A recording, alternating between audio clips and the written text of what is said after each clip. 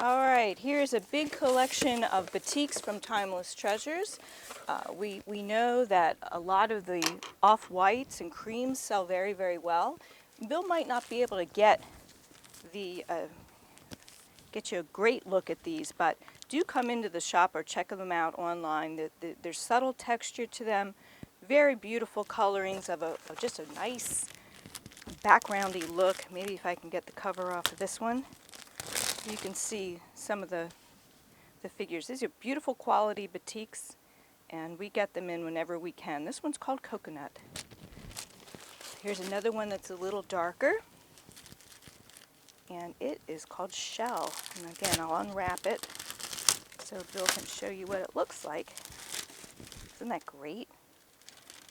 Okay, and now I got in some conversationals too, so this one got snuck in with all those batiks. And this guy is called Samara. Okay, so it looks like science. And then some more of the beautiful beigey batiks that are good for backgrounds and such. Okay, we have this one. Looks like giant stars or flowers. And another one in a cream, very subtle, called Echo.